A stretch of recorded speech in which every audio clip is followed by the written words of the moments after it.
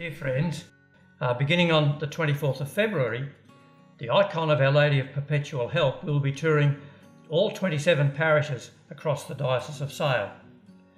This will be part of the lead up to the Diocesan Assembly that's going to be held in September of this year. The icon that will be travelling is a copy that's been in my own family for a good many years. I recall seeing it in the home of my grandparents, Tom and Mary Slater in Leongatha, and I believe that it was with them on their farm at Narina before they moved into town. After they died, which was in the 1960s, it moved to my own parents' home, and since my parents died, I've looked after it. When did my grandparents obtain it? I'm not really sure. They married in 1917. It's quite possible that it was a wedding gift, but it's also possible that they obtained it later on at the time, let's say, of a Redemptorist mission in the parish of Leongatha. The icon of itself is very well known. It dates at least from the 15th century and possibly from the 13th. It's known that it was taken from Crete to Rome late in the 15th century, and it was taken there by a merchant. And after his death from about 1499, it was put on display in the Church of St. Matthew in Rome, and it was venerated there for almost 3 centuries. That church was destroyed in 1798 by an occupying French army, a Napoleonic army, and the icon disappeared. However, it had been saved before the church was destroyed, and it was discovered again in the 1860s in an Augustinian chapel. Now, the Augustinians were the congregation that were serving at St. Matthew's Church. The Pope at the time was Pope Pius IX, and he heard of this and took a personal interest.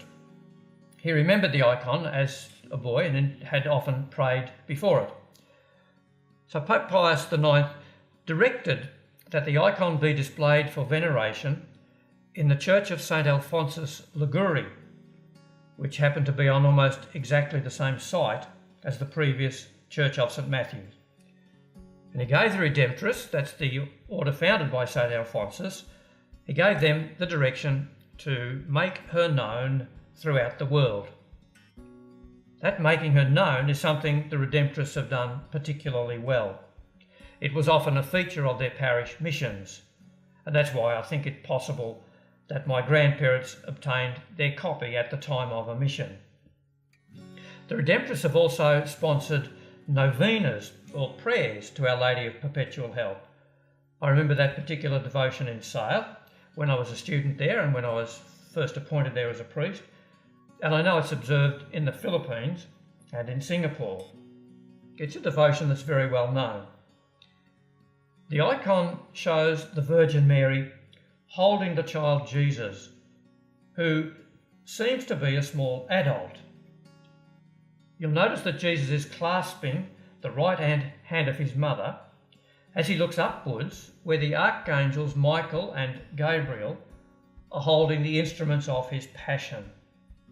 St. Michael holds the spear, the wine-soaked sponge, and the crown of thorns, while St. Gabriel holds the cross and nails.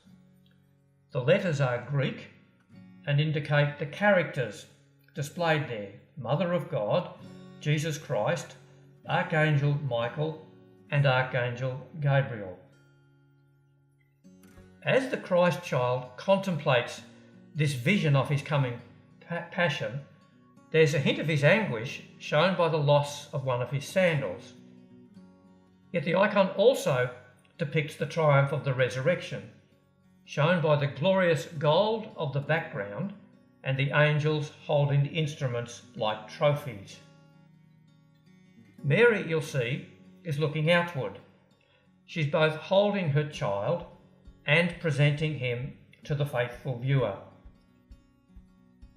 It's perhaps worth noting that the figures of Mary and Jesus are both crowned in this copy. The crowns were added in 1867, not long after the icon went back into public view.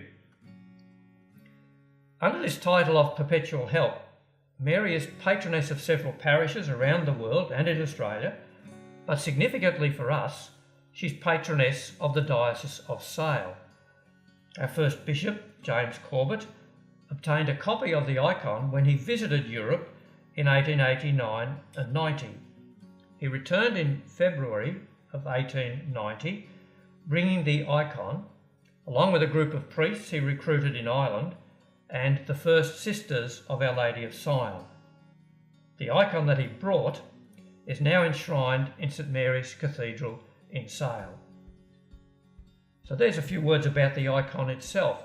And as I mentioned, it will be travelling between February and September to all 27 of our parish communities.